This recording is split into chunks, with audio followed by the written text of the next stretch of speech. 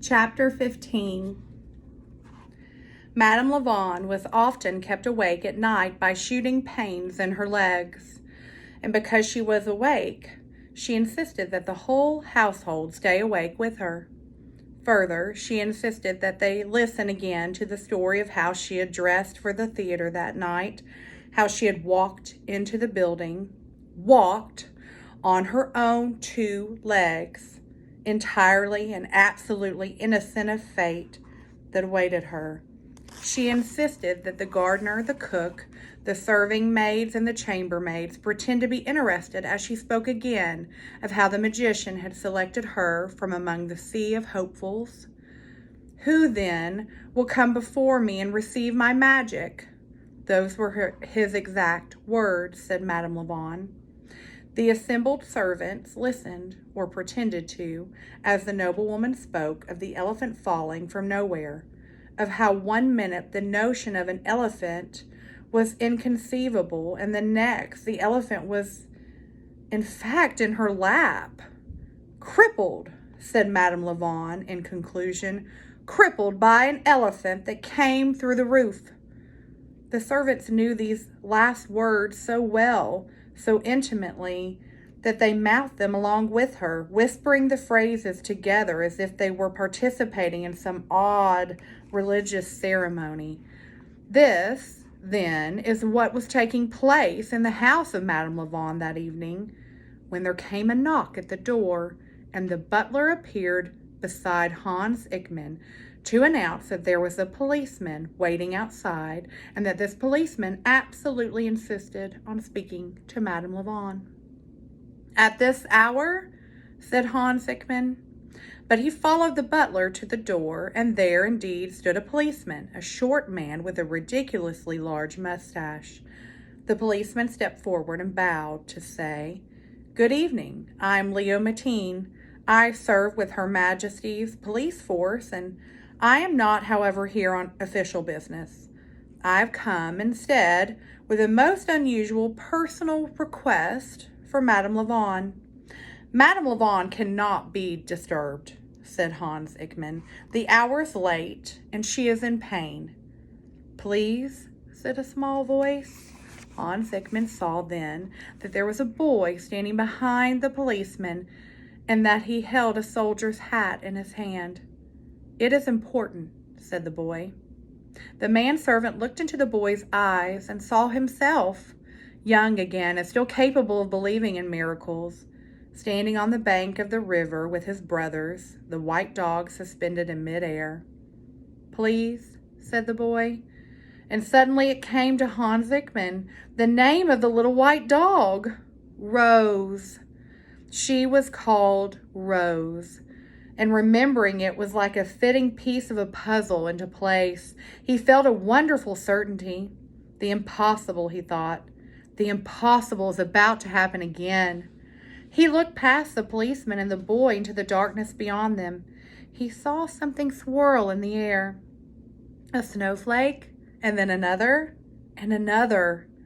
"Come in," said Hans Ickman. He swung the door wide. "You must come inside now. The snow has begun." It had indeed begun to snow. It was snowing over the whole city of Baltese. The snow fell in the darkened alleys and on the newly repaired tiles of the opera house. It settled atop the turrets of the prison and on the roof of the apartments Polonaise. At the home of the Countess Quintet, the snow worked to outline the graceful curve of the handle on the elephant door, and at the cathedral, it formed fanciful and slightly ridiculous caps for the heads of the gargoyles, who crouched together, gazing down at the city in disgust and envy. The snow danced around the circles of the light that pulsed from the lamps lining in the wide boulevards of the city of Baltese. The snow fell in a curtain of white all around the bleak and depressing building that was the orphanage of the Sisters of Perpetual Light, as if it were working very hard to hide the place from view. The snow at last fell. And as it snowed, Bartok Wyan dreamed. He dreamed of carving. He dreamed of doing the work he loved and knew, making figures from stone. Only in his dream he did not carve gargoyles, but humans. One was a boy wearing a hat, another a man with a mustache, and another a woman sitting, with a man standing at attention behind her. And each time a new person appeared beneath his hand. Bartok Wine was astonished and deeply moved. "You," he said as he worked, "and you, and you, and you," he smiled. And because it was a dream, the people he had fashioned from stone smiled back at him. As the snow fell, Sister Marie, who sat by the door at the orphanage of the Sisters of Perpetual Light, dreamed too. She dreamed she was flying high over the world, her habit spread out on either side of her like dark wings. She was terribly pleased because she had always, secretly, deep within her heart, believed that she could fly.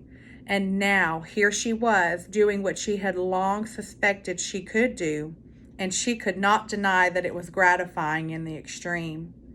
Sister Marie looked down at the world below her and saw millions and millions of stars and thought, "I am not flying over the earth at all.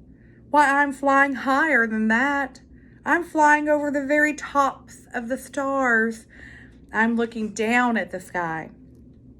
Then she realized that no, it was the earth that she was flying over, and that she was looking not at the stars, but at the creatures of the world, and that they were each beggars, dogs, orphans, kings, elephants, soldiers, pulses of light. The whole creation glowed. Sister Marie's heart grew in her chest and in her heart, expanding in such a way it allowed her to fly higher and then higher still. But no matter how high she flew, she never lost sight of the glowing earth below her. "Oh," said Sister Marie out loud in her sleep, in her chair by the door, "how wonderful. Didn't I know it? I did. I knew it all along."